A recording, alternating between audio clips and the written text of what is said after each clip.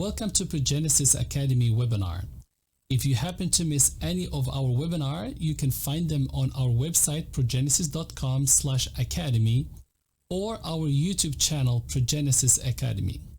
Today's topic is preparing for IVF treatments. We will be covering diets, exercise, and stress management. We are very fortunate to have a great panel of experts, introducing Dr. Domar, Executive Director at Domar Centers for Mind-Body Health at Boston IVF, Dr. Likes, Medical Director at Fertility Center of the Carolinas, Greenville, and Laura Gilstrap, Registered Dietitian and owner at IG Nutrition. Thank you so much for joining us. We have been receiving questions from patients, and for that we have gathered some questions for you guys. But my first question is just to get to know you guys and how your approach in fertility, taking into account diet, exercise, and and stress management. And I will start with you, Dr. Domar. Well, I'm Allie Domar. I'm a psychologist. I've been at Boston IVF for almost 19 years, but I've spent pretty much my whole career, so 34, 35 years, researching the stress and fertility connection. And I suspect I'll be going into more detail. I firmly believe that infertility causes an enormous amount of stress, but I also believe that stress can contribute to infertility. And I'm sure that's a controversial statement, and I'd be more than happy to defend myself during this webinar. Fantastic. Thank you so much. Maybe I'll go to Dr. Likes. If you can tell us about your approach in fertility. Sure, thank you. So I'm Creighton Likes. I'm the medical director, as he said, at the Fertility Center here in Greenville, South Carolina. And I would agree with Dr. Domar in terms of stress and its effect on fertility and vice versa. Fertility can definitely cause a great deal of stress in someone's, both male and female. And it's been equated that the stress of infertility is almost equal to the stress of a cancer diagnosis. And so it's no secret that there's definitely stress. And I think as we go through this, this program, we'll see what I think we all probably share a lot of the same opinions. And one of the things I will preach on is I think this is very individualized medicine. And so it's a very individualized approach because not everything fits one person, or each person, I should say. And so I think we'll learn that as we go from all the panelists here. And I'm excited to express my opinions. Thank you. Thank you so much. Laura, what is your approach to fertility when you take into account all these factors that we've been talking about? Well, good evening. I'm Laura Gilstrap. I'm a registered dietitian and licensed nutritionist. I am also an infertility patient and PCOS patient for the past 8 years. And I 100% agree with Dr. Domar and Dr. Likes. I believe that stress does play a role in infertility. I can attest from that personally. I did lose my cycle from an added amount of stress. But I also believe that, in my world, that food and nutrition play an extremely important role in reducing stress, reducing inflammation, and also it allows you to take control of something in your life, since when you're going through infertility treatments or ART, there's very little control that you have over certain things. Thank you so much. I'm going to ask you about a more of a scientific question. So when it comes to diets, are there any studies that shows that the diet does impact the maturation of the eggs, or just the normal development of follicle tissues? And this is for you, Dr. Likes. Sure. So in terms of specific diets, I may actually have to defer to Laura on that, but I will tell you from a overall mind, body, and healthy standpoint, obesity diet, getting the proper weight is going to play a huge role. And you asked about scientific data, and I will tell you there's a study out of Duke, actually, where I did fellowship in 2016 that showed incremental increases in BMI, body mass index, so weight, will actually have a negative impact on IVF. In fact, I have it right here. It says this, with increasing BMI, there was a steady and significant decrease in implantation rate, clinical pregnancy rate, and live birth rate, but also on the reverse side, there was an increase in pregnancy loss. So when you ask about diet, I immediately go to a healthy lifestyle, obviously. And again, I think Laura and Dr. Domar will attest to that. But I also talk about obesity. And it's a difficult topic, there's no doubt, but I think it needs to be addressed. Thank you so much. Dr. Domar, what is your perspective on this? Well, my patients are because we have a mind body program where we actually spend one of the 10 sessions talking about lifestyle habits, and we talk a lot about BMI, but we also, our patients want to know what diet will get them pregnant. And Laura clearly knows a lot more about this than I do, but what I tell my patients is I have not yet seen a diet that makes someone get pregnant. Right. And so what I advise, BMI, I understand high BMI is a problem. In Boston, low BMI is a problem as well. But I tell my patients, you need to eat good food. There's, not eating blue food or only eating cold food or not eating yeast or any of these things. I think there are a lot of fad diets. I think there's a lot of misinformation. And I think our patients are incredibly vulnerable, thinking if I just do this, I'll get pregnant. And so what I often tell my patients, and we do have a nutritionist at my center, but I'll say, eat the kind of foods your grandmother told you to eat, like lots of fruits and vegetables and whole grains and nuts and berries and a little bit of chocolate. And if you eat good food and keep your BMI within the normal range, you're probably going to enhance your chance of getting pregnant. Laura, do you agree with that? 100%. I believe, and also, to Dr. Leix's point, the studies show that just a 5 to 10% decline in your total body weight can restore ovulation, can help with fertility, can help with blood flow to the reproductive organs. And so by focusing on a balanced diet and a colorful diet and a diet, a diet that is rich in nutrient-dense foods and vitamins and minerals, then you're going to have that all-encompassing lifestyle that will be very beneficial to your body at the time of treatment, and then when you get pregnant, and then postpartum. Thank you so much. Laura, can you give us an example of what is a good diet? What do good diets look like when it comes to fertility? Good question. I actually just did a talk on 4 of the most popular diets sort of in America and how they have pros and cons toward fertility and infertility. The 4 that everybody seemed to talk about are keto, the Mediterranean diet, the Whole30, which is not technically a diet, but it's an elimination plan, and then paleo. In my mind, a really good diet, and I'm using that in air quotes because we don't want anybody to diet. We want you to have a lifestyle. But the best diet out there to follow, I truly believe, is the Mediterranean diet. And that focuses on fruits and vegetables, whole grains, and monounsaturated or omega-3 rich animal products like fish and seafood, chickens, and then a limited amount of red meat during the week. And then, of course, you limit your white sugars, your pastries, and your artificial sugars. All the good stuff.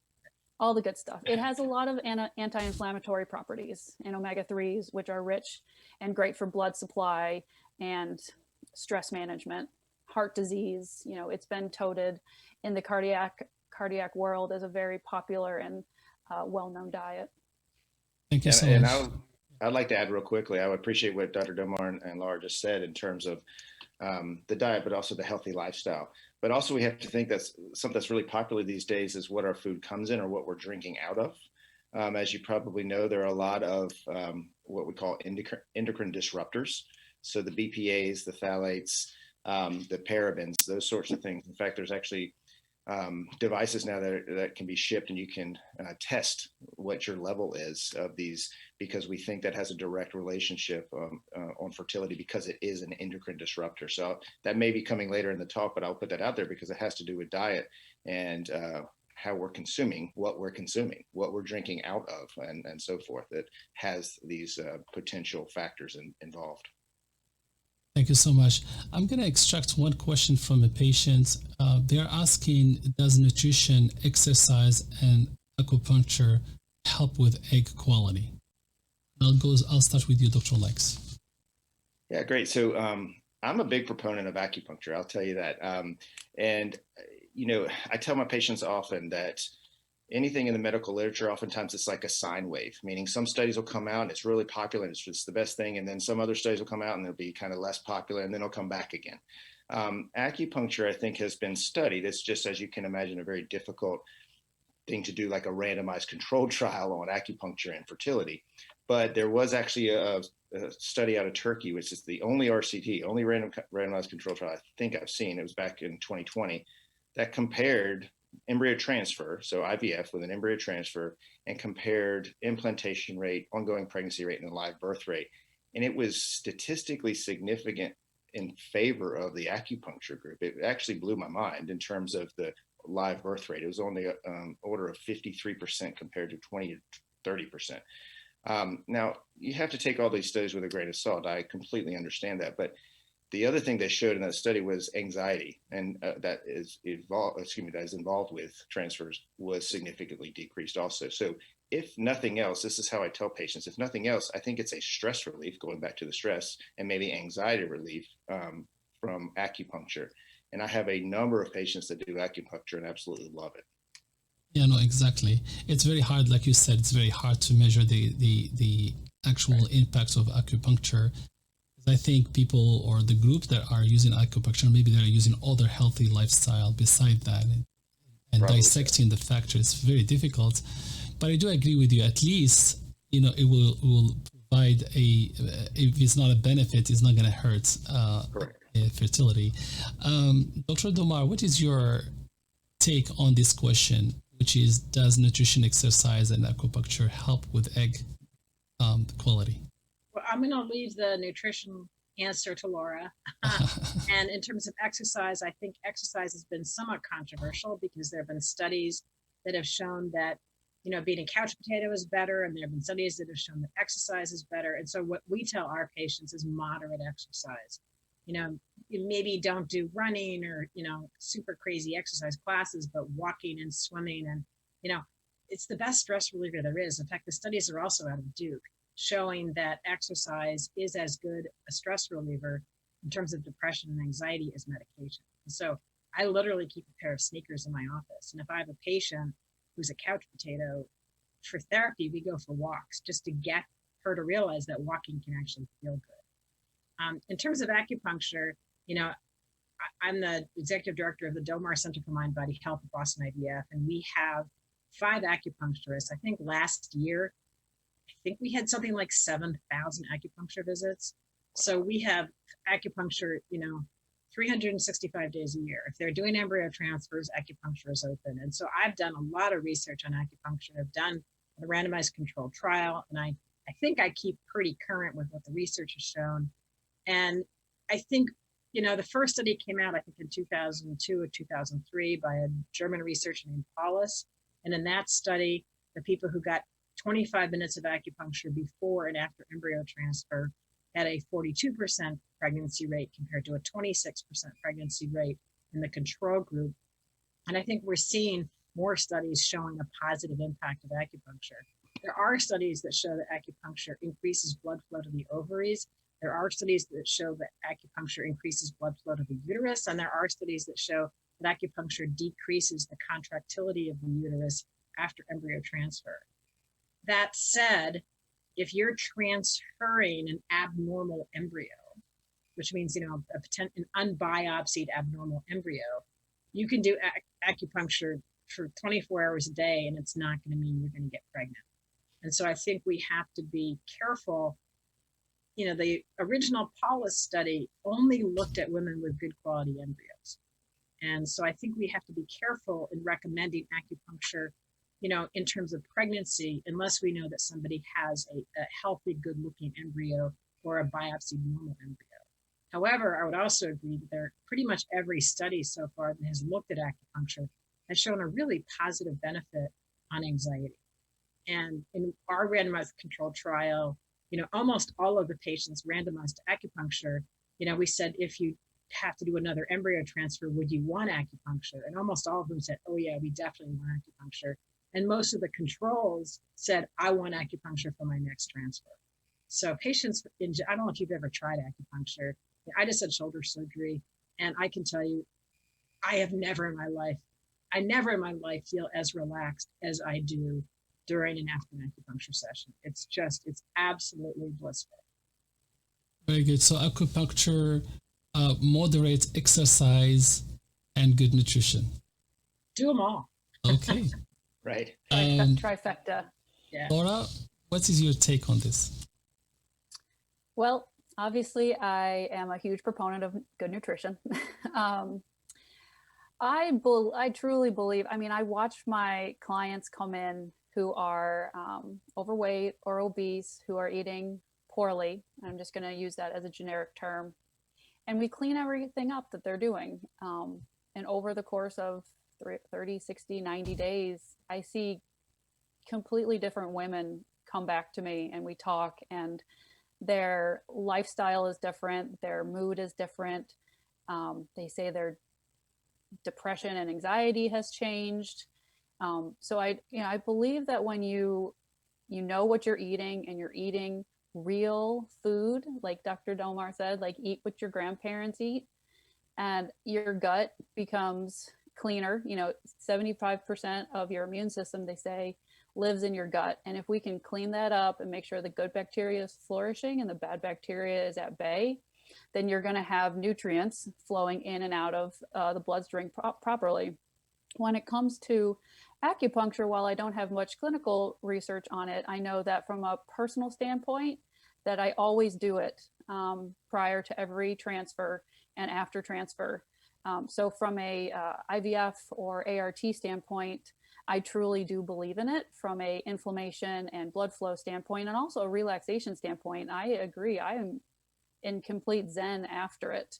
And then I do also do acupuncture routinely just to manage my stress. And when it comes to exercise, I truly believe that exercise and nutrition should go hand in hand when it comes to preparing for IVF or preparing your body for whatever treatment that you're getting.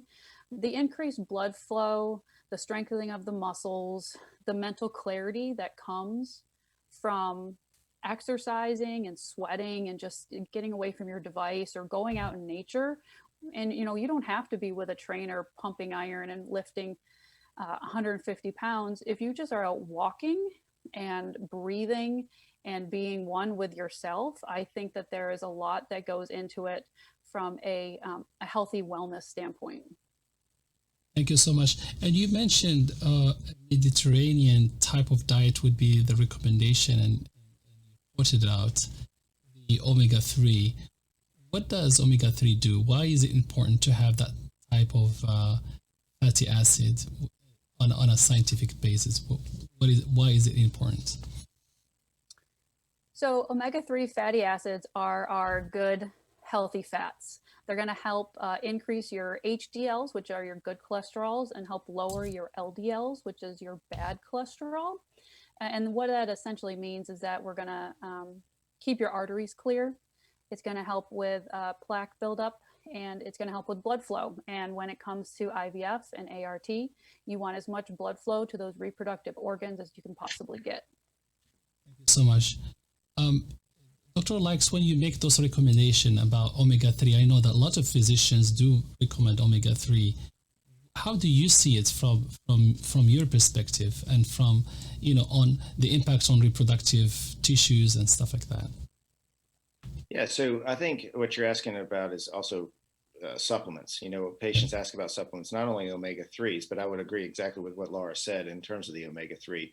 I would agree with the vascular attributes as well. But other supplements that we talk about in addition to the omega-3s probably play a role as well. And we oftentimes will have patients, especially IVF patients, add in vitamin C, vitamin E, some of these antioxidants, but vitamin E we think can help also uterine lining, endometrial preparation. Coenzyme Q10, again, I think we can say that it may help in certain aspects of egg maturation, egg quality. And then finally, vitamin D. Vitamin D is actually one of the so many folks are vitamin D sufficient in the world. It's one of the largest vitamins that we're deficient in. And we oftentimes will supplement with, or not often, mostly will supplement with vitamin D, especially in PCOS patients, because there have been articles showing low levels of vitamin D in different, I don't know if it was quartiles or tertiles, will actually lessen the chance of success in IVF. So we do we do recommend supplements in addition to the omega-3s. And again, I would echo what Laura said about those. Absolutely. Thank you so much. Speaking of PCOS, how you guys deal with cases of PCOS? How do you adjust the nutrition to that? Is there any need for adjustment? And I'll start with you, Dr. Domar, and then I'll go with Laura. Well, I will not call myself a PCOS expert, and I think I'm really lucky because in my center, we have a nutritionist, Hillary Wright, who actually literally wrote the book on PCOS. And so I refer all my PCOS patients to her for a nutritional consult because, as she once told me, patients with PCOS are truly hungrier than other people. And so that needs to be put into the equation. But, we do know that women with PCOS, apart from any infertility issues, are far more likely to be depressed. And so it's an independent risk factor. And so I probably have a dozen PCOS patients I'm seeing right now. And, I think for PCOS patients, they have the disease of PCOS, which frequently, it includes being obese and may include things like depression and facial hair and things like that. And it's a tough combination to add infertility. I mean, what I often say is that I think most people can handle the emotional impact of just infertility.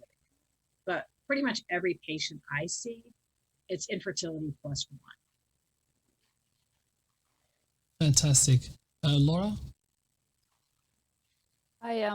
I love this question because a majority of the women that come to me are PCOS patients, and I am also a PCOS patient. I am insulin resistant, and I do battle with glycemic control, and that is one of the main focuses that I work with when it comes to my PCOS patients. And like Dr. Domar said, it comes with increased risk of anxiety and depression. And so we focus on watching what you eat and having those post-meal signs and symptoms. So an increased heart rate, increased anxiety with high carbohydrate diets. You can pretty much, how do I say this? I pretty much I have an individualized approach nutritionally with all my clients because every PCOS is different in every woman. It shows its face in different ways, from excess hair to obesity to irregular periods. And so that's how we sort of have to treat the insides. And some people struggle with glycemic control and others don't, but a majority, about 80% of them, do struggle with insulin resistance. So we sort of have to treat ourselves like we're diabetics. I heard that somebody call PCOS type 3 diabetes, and I believe that it does mimic that. So we focus on having a decent amount of food in our system at all times, breakfast, lunch, dinner, and then possibly snacks in between. I always call it no naked carbs. So I always like to see my clients have a carbohydrate paired with a fat or a protein, because carbohydrates are very fast burning fuels. And so they're going to move through the system very quickly. And that's going to send a rise in your insulin and your sugar, which then causes the ovaries essentially to not ovulate. And that's what we're trying to change. And we're also trying to change for that, excess insulin stored as fat. We want to reverse that. So managing our intake with the proper balance of macros is one of the biggest things I focus on with my PCOS clients. And I think all PCOS women should really focus on that, whether you're a client of mine or you're just listening tonight. Fantastic. We have a question from a patient, and I think I see a question in the chat that is related. So I'll start with the first question I have, which is from a patient that says, what are your thoughts on IV glutathione and NAC for egg quality? And it continued to say, I went for 4 blasts, 3 rounds, to 7 blasts my last round after 3 months of IV drips. And So this question, I'll start maybe with you, Dr. Likes, is what your thoughts on glutathione? I couldn't hear that. IV. What part did you say? IV what? About the IV, it says I went from 4 blasts, 3 rounds to 7 blasts my last round. So basically, she increased the number of blasts by taking IV drips of glutathione, and looks like her doctor recommended that to her. So the question is that something that you would recommend as well, based on certain situations?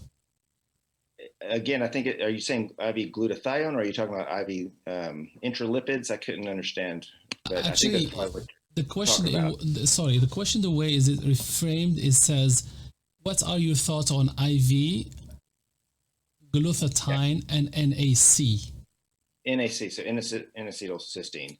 So I think this goes back to what we have said, that it's very difficult to have one either healthy diet, one diet for one person. It's the same with these supplements or these IV intralipids or glutathione. I think I saw that question as well.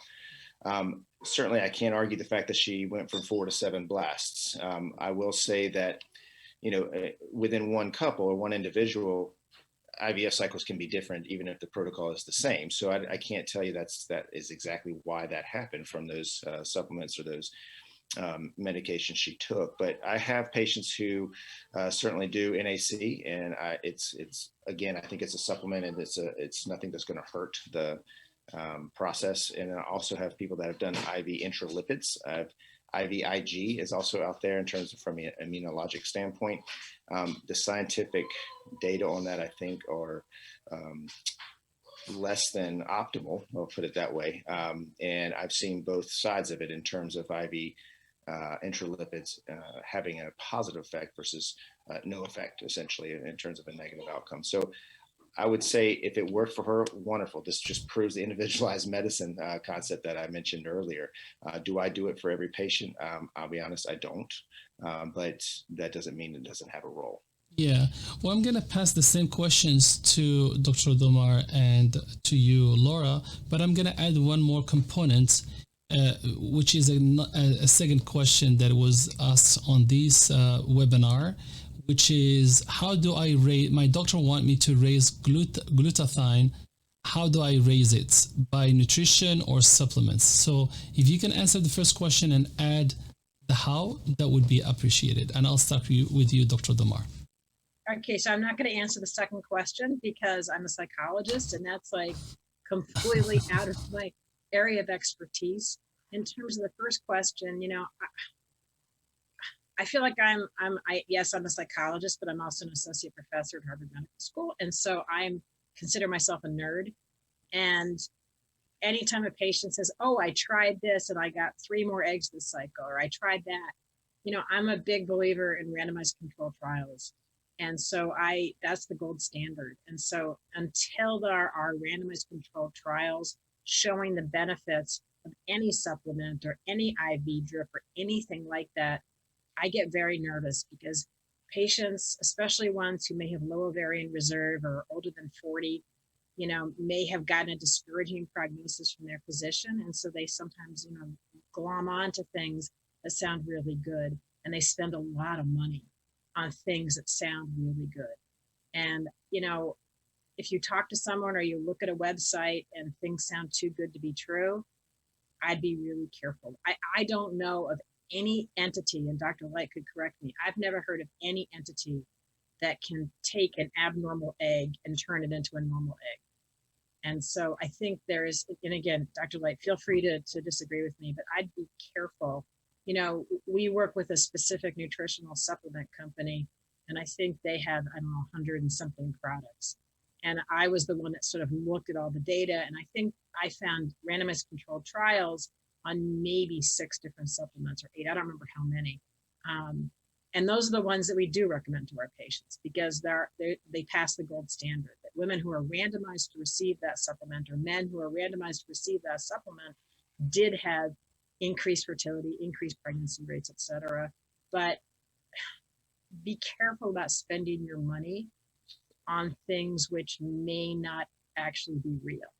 And I don't know if that's fair. I mean, Dr. Light, do you agree with that? Yeah, no, you said it maybe a little bit better than I did when I said there's suboptimal data. So there are, right? And that's kind of what I was alluding to as well. So you framed it really well, I think. There are a lot of things out there. There is no doubt. There are a lot of things out there. And we understand that this population and patient population is looking for that one thing. And that's why I also mentioned even within one person, a cycle can be different with the same exact protocol, just different months apart. So it's hard to extrapolate if this one glutathione was the one thing that did it, because there are so many things in this field that affect outcomes that we just don't know, and therefore we can't test for. And I think that's what Dr. Domar is referring to, and that's what I was referring to in terms of RCTs, trials to look at it. The other issue, of course, is the placebo effect. Right. Exactly. The placebo effect is so real. I mean, it's just extraordinary. And so it might well be, if we believe a treatment or a medication or a pill or whatever is going to work, our body actually responds and it works. But then you really do have to do a randomized controlled trial to make sure that that's a real impact that's worth spending the money on versus a placebo effect. Thank you so much. Laura?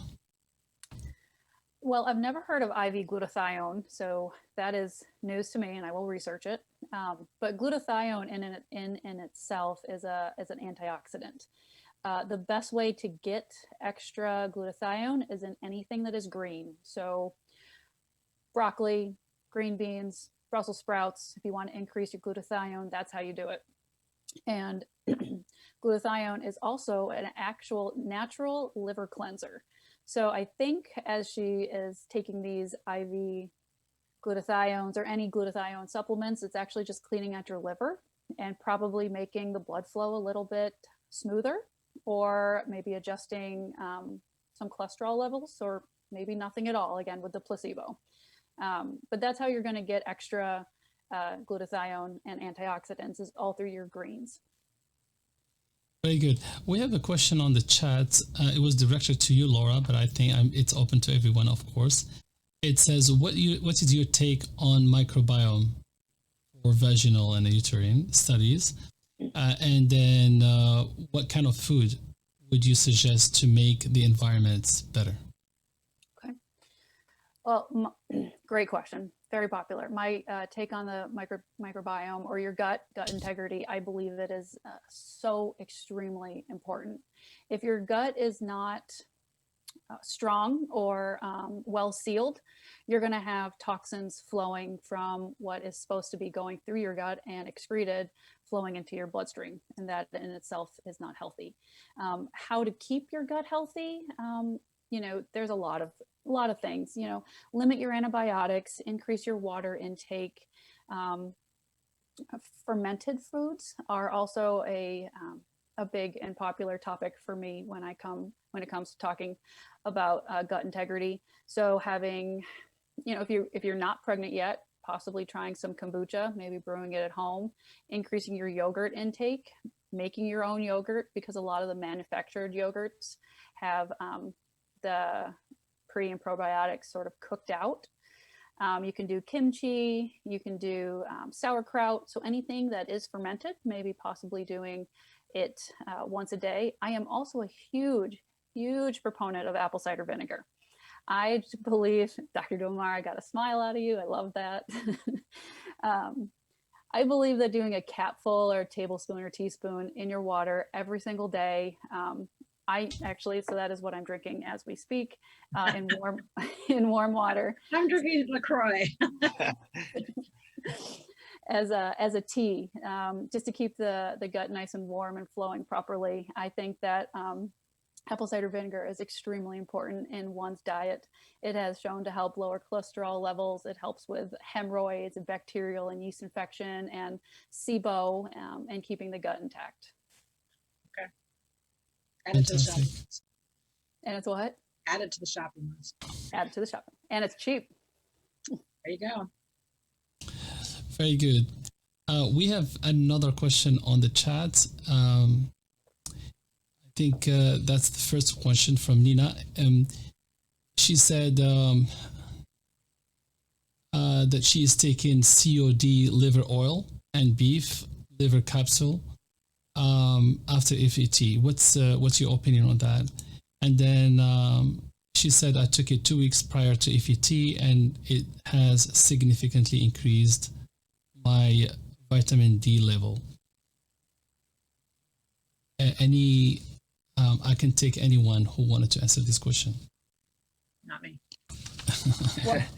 So cod liver oil and beef liver capsule basically is what they're asking about. Laura, you may know better, but I mean, if it increases vitamin D, I think it goes back to vitamin D is actually a hormone, and I don't think it's going to be harmful. But again, probably what Dr. Domar also said earlier, are there any good studies on it? I am unaware from cod liver oil and fertility. I'll be honest. Yeah. Okay, so back to the topic we were discussing earlier, and I think we were talking about microbiome.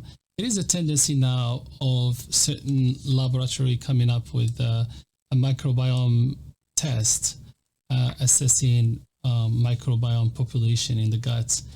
How that is used in fertility? Are you guys? Have you or any of your colleagues have used that approach to prepare a patient for fertility? I'm asking you, Dr. Likes. So. Yeah, I have. I'll be honest, I have not referred a patient for microbiome of the gut. I think what Laura has said is spot on in terms of our gut, our immunity, and overall well-being. But I haven't specifically referred a patient for a microbiome study. Interestingly enough, there are microbiome studies of the uterine cavity, endometrium now, that are coming out. They've been out for a little while now. But again, I don't know if the data are there to act on and change things. But from the gut standpoint, I have not referred for microbiome from a fertility standpoint. Yeah, no, exactly. And I have seen that a few research on endometrium biome to kind of predict the implantation or just the health of the endometrium by looking at certain, microbial population. Do you think that is a direction, though, in the future, as a sort of looking at replacement of ERA test, endometrium receptivity, or some other test that is being done? Is this something that will eventually be used, or you think it's just one of those tests that come and go? Right. So I talk about the ERA test daily. I talk about it today. I think there is a definite place for that in our field. I mean, you have to think of the euploid or the normal chromosome embryos that are transferred and don't have a result in a pregnancy or result in an early miscarriage. Is there something else going on from the uterine standpoint or the endometrium standpoint that needs to be studied? And this also goes back to what I said before. There are undoubtedly things in this field that we just don't know about that are going to affect it in the outcome in a negative way. And so maybe I do think that the microbiome of the endometrium may be a very hot topic to stay and perhaps aid in the treatment of these folks who have what seems to be the perfect transfer of a perfect embryo and just not conceiving, and everything else on paper looks normal. So I do think there's something to it. Are we there yet?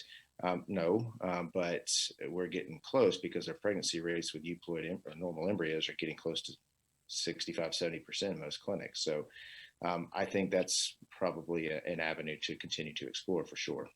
I have another question here on the that was submitted to us, and it's going to be more for Dr. Likes, and it says, what is recommended for men with sperm morphology issues when preparing for retrieval? And right, so that's a great question, because oftentimes not intentionally, but we forget about the male side. And so we've talked about exercise, we talked about stress management, and we focused on IVF egg retrievals around the transfer time. But there's the male side of things, right? And so lifestyle for them is also very important. And exercise, obesity, a good BMI. These things can affect sperm and semen parameters. Lifestyle, vices, alcohol, smoking, marijuana use. We ask these questions, testosterone use. We ask these questions daily. And so those are first and foremost important to ask the male side of things. And the second thing I always say is a semen analysis is just one snapshot in time, and these numbers can definitely change. And so if it's slightly low morphology and that's the only parameter that's low, I will oftentimes say, okay, let's do some vitamin regimen similar to what I've already mentioned, and repeat this in 6 to 8 weeks and see if these numbers are the same. The vitamins that we typically will recommend are the vitamin C, vitamin E, L-carnitine is another one, and then coenzyme Q10 or ubiquinol. And then we will have those men repeat the semen analysis. But you also have to ask about their lifestyle because those things can definitely affect semen parameters, just like it can affect egg parameters and egg quality in the female aspect. Fantastic. Laura, can you talk a little bit about ubiquinol and CoQ10 and the benefits? Sure. So CoQ10 has been known and shown in literature to help with anti-inflammatory properties. It also helps when, and Dr. Likes or Dr. Domar, correct me if I'm wrong, but I've read that it helps with the mitochondrial DNA and the turnover in the oocyte, help making the egg a little bit more healthy. So that's why it's recommended for women who are preparing for their IVF transfer. But it is also recommended to begin it at least 90 days out prior to the retrieval. Is that correct? That's right. So can I stop? Can I talk? Yes, yes. So, I think that some of the original research looking at CoQ10 on, I think it was mice, was done by Bob Casper in Toronto. And my patients ask about CoQ10 every day. This is a conversation I have every day. And, his original study was really interesting where, and Dr. Like, correct me if I'm wrong, but I think he took a group of perimenopausal mice and a group of what I call young, hot babe mice. And he gave half of the perimenopausal mice CoQ10. And then he sort of stepped back to see what fertility would look like. And the mice, the perimenopausal mice who got the CoQ10 reproduced at the same rate as the young, hot babe mice. And I think this was, it was one of these things like when the first acupuncture study came out, everybody wanted to do acupuncture. And when this mouse study came out, everyone wanted to do CoQ10. And so unfortunately, Bob tried to do human studies, to do randomized controlled trials and give, half of the women doing IVF CoQ10 and half not. The problem is that, since word had gotten out, it was very hard to find women who weren't taking CoQ10 or who were willing to be randomized to the control group. I think most of my patients at this point, who have low ovarian reserve or over 40, I think almost all of my patients are taking CoQ10. And I don't think there's ever been sort of the gold standard RCT. Am I wrong? I don't know of any either. No. Fantastic. Dr. Lex, but it's not expensive. And so, I think this is one of these things. It's a relatively harmless thing to do because at the very worst, it'll do nothing. And I think there's the potential it might help you. And let's not forget the fact that we actually have ubiquinol in our bodies anyway. And so it is a mitochondrial booster, as Laura kind of alluded to. And if I could add just a disclaimer about supplements in general, just remember, everybody who's listening, the FDA does not regulate supplements. I could literally take a capsule and put cinnamon in it and call it CoQ10 and sell it to you for $35 a month, and you would take it. That's right. So if you are looking for, there is a governing body called the NSF, look for that seal because they are sort of the overseer of some supplements, the stuff that is at your grocery store and at vitamin shop. Read the ingredients, look for potency, and then look for that seal of approval. That's absolutely correct. I'm glad Laura brought that up. I was going to say that as well, because I tell patients that all the time. The medicines we prescribe have gone through the FDA, have gone through rigorous trials to get to market. Whereas the supplements that are at your GNC, they don't have any of those. And so Laura's completely correct in saying that. And I tell my patients that all the time. And plus the dosage that is on the bottle may not actually be the dosage that you're taking. So it's important to realize that. And they can be contaminated with things that might be harmful. Right. And with the gut microbiome, if we could just backtrack a little bit, if your gut is not intact and it's not healthy and things are not being absorbed into your bloodstream, there's no point of taking a supplement because you're not going to absorb it. You're going to just pee it right out, and there's $35 a month down the toilet. Right. Fantastic. I was going to ask you, Dr. Likes, about, how often do you see patients that need adjustment in nutrition and lifestyle in your patient population? Is it something that is very common? Well, I think I can speak with anyone that the prevalence of obesity is only on the rise. I live in the Southeast, and we're a hotbed because of our lifestyle probably and what we eat. So it's fairly regular. And I will have that conversation.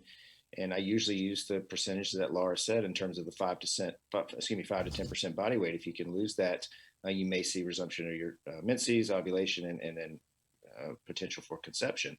So we do talk about this a lot, so much to the fact that we actually have, we have nutritionists that we refer to. We have centers in our system, in our health system, that we will refer patients to. And it's not out of the norm by any stretch. And they've had very good success, I might add, in terms of pretty much what Laura just mentioned as well, and seeing patients back in 30, 60, 90 days, whatever it is, and how they feel and how they've lost weight. It's pretty impressive at times. Thank you so much. Laura, how often patient need help in nutrition when it comes to infertility in your patient population?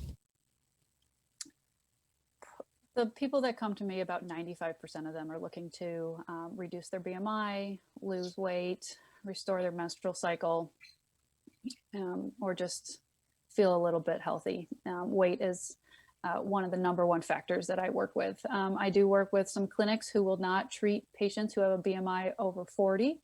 So they send them to me, and we set our goals, we get their weight down, and then they go back to their doctor and proceed with whatever their course of treatment is. And you work with fertility patients only, or beyond fertility? Beyond. I work with anybody who, I've worked with 14-year-olds who are just looking to manage their PCOS. And then I've worked with 44, 45-year-old women who are just looking to feel better, more energized, lose weight. It varies. A lot of people come to me for different reasons. I have a clinical background, so I do Crohn's, colitis, kidney disease, heart disease. There's a lot of different, there's a lot of diseases tied to nutrition.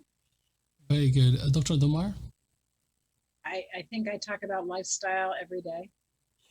I think that, again, because PCOS and endometriosis both go hand in hand with depression and anxiety. Obviously, a lot of people who come in for counseling either have PCOS or endometriosis, I guess, or both. And it's a hard topic. I just was talking to a patient yesterday who had gained an enormous amount of weight during infertility. What people tend to do when they're anxious and depressed is they go for comfort food. I think I read recently that the average American has gained something like 24 pounds since the pandemic started. And, what are people going to do for the last 14 months? They've been baking bread and eating ice cream and reaching for foods that make them feel better. You're going through infertility, and, we haven't really touched that much about the stress of infertility. I appreciate, Dr. Likes, that was my study about 25 years ago that showed that women with infertility have the same level of stress as women with cancer, AIDS, or heart disease. And we saw again last spring, we found that our patients more frequently reported infertility was a stressor than COVID during the surge in Boston. So, we have to be very concerned about our patient's stress level. But, I'm sure Laura has seen this all the time, is that when people are stressed or anxious or depressed, they tend to eat more, and they tend to eat foods. It's not grandma's foods. It's not the fruits and vegetables. It's not the olive oil. It's not even the apple cider vinegar. It's the ice cream. It's sweet or savory. Women, when they're stressed, tend to go for junk food. So I will elaborate also on what Laura just mentioned in terms of BMI cutoffs for IVF treatment. I think most I can't say most, a lot of centers have that. Where I trained, we had it. Where I am now, we have it. But there's multiple reasons for that. We have a BMI cutoff for two reasons. And I actually made the cutoff where it is for our center. We have it because, one, we don't do the egg retrieval in the hospital, in the operating room. And so our sedation is done by sedation nurses. And so it's a safety standpoint, because as obesity gets, the BMI gets larger, it can be obstructive to the airway. If something goes awry in that setting, you certainly don't want to have an emergent situation, let's put it that way. And then secondly, what I alluded to earlier in terms of the Duke study, that the BMI over 39 really starts to drastically decrease success in IVF. So that's the twofold. The other thing I'll say is it's how it's presented, and it is a very difficult topic. I had to call a patient back today, just say that she needs to lose weight before she can do IVF, but it's how it's presented too. I've been pleasantly surprised as how this can be a wonderful motivator. And patients come back to me in 3 months and they've lost the 60 pounds or 40 pounds that they needed. And they're like, all right, Dr. Likes, I'm ready to go to IVF. Let's do this. And they feel good, kind of like Laura was saying, they feel good. They're in a good position. And I think that's only going to help them. So it's also in presentation and how the patients perceive it themselves. Because patients can also perceive it as being punitive and they feel guilty. Right. For our Absolutely. patients, one of the most common negative thought patterns is the infertility is all my fault. And if the woman is obese, Absolutely. and her physician is saying, yep, you have to lose weight if you want to get pregnant, it compounds that. And so, yes, some women are going to, I remember at the American Society of Reproductive Medicine meeting, I don't know, 5 or 6 years ago, there was a presentation on weight loss, or how to introduce weight loss concepts to patients. And it wasn't even standing room. I mean, the room was packed. If there had been a fire marshal there, he would have gone nuts. But I remember being fascinated. I think it was RMA Connecticut presented this amazing weight loss program, very positively focused. And so we decided at Boston IVF, we were going to institute that same program. And our physicians didn't feel all that comfortable, like telling patients. But one of our nurse practitioners said she'd be happy to call patients and just explain to them why weight loss would be advantageous. And we could not get a single person to sign up. So Fantastic. I don't know what you're saying that's getting people to be motivated. We have found it very hard. Yeah. Very good. Thank you We so also much. don't have a BMI cutoff. So that might be a very highly motivating factor. I see these women who want that they will do anything. And if it involves working with a dietitian, then they're going to do it. They're going to get out and they're going to walk 4 times a week, and they're going to change their intake, and they're not going to eat ice cream every night. But they are going to treat themselves when they do really good during the week. And that's part of the process that I go through at my program. This isn't the end of the world. Right. This is just changing some things. And I'm hoping that your family members will be supportive, because the household needs to be on board with it too. Fantastic. Thank you so much.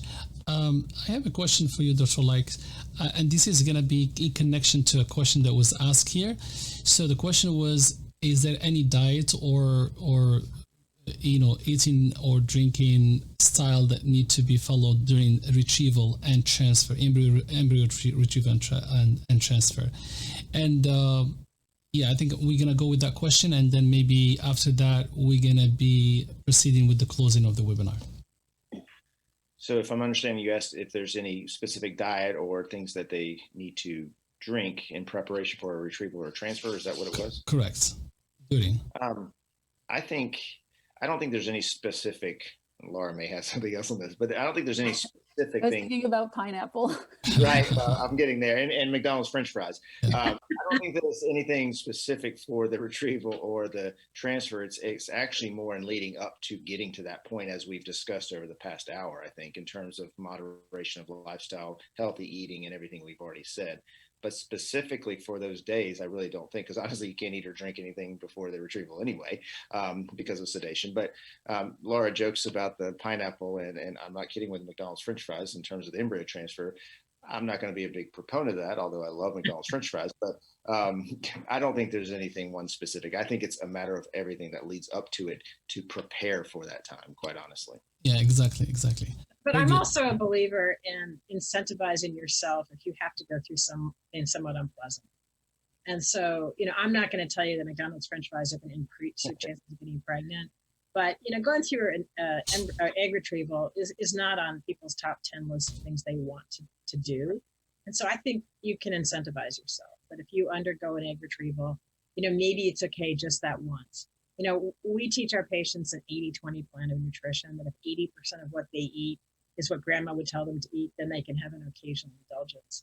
And so I think if they want to have ice cream or French fries or whatever on the day of their retrieval, after their retrieval, I think from a psychological point of view, it's not a bad thing. Very good. So that's excellent. We are getting close to the end of the webinar. I just want to end this with one last question: is what would be your take-home message for those patients who are going through infertility and may need help in adjusting their diet and exercise and managing their stress level? And I will start with you, Laura, first. Sure. Well, ask for help if you need help. Talk to your doctors, look for your support system. Your healthcare team is here to support you in any way, shape, and form. Do what is best that you feel for yourself. Get enough sleep, drink enough water, reduce your caffeine intake, and then clean up your diet. And look for, eat colorful, eat consistent.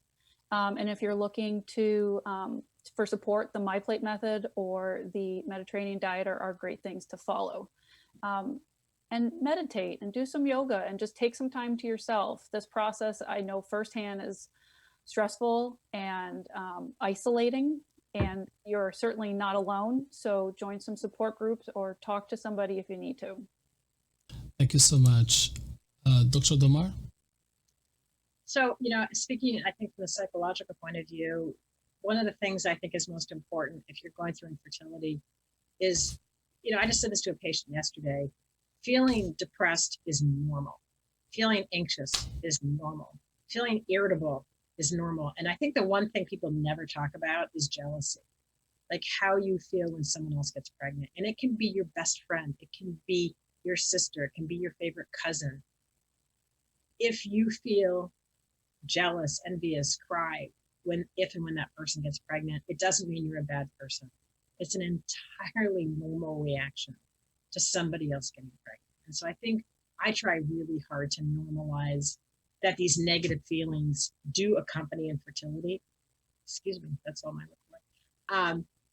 But, as we said, as Dr. Light said, the stress level that can accompany infertility can be very high. And I want to reassure people that there are so many things that you can do to reduce your stress level. I mean, look at a Resolve support group, look at some of the apps online that can reduce stress during infertility. The American Society of Reproductive Medicine has, I think, over 400 reproductive mental health professionals. And so if you go to asrm.org, you can find a mental health professional who's trained in the psychological aspects of infertility. And, no one should go through this alone. It's a tough road, but there's so many things that you can do to help yourself feel better and to approach infertility while you're feeling physically and psychologically healthy. Thank you so much. Dr. Likes? Yeah, I would echo exactly what Dr. Domar and Laura just said. I mean, they said it very well, and it's an emotional roller coaster, and everything they said in terms of support is spot on.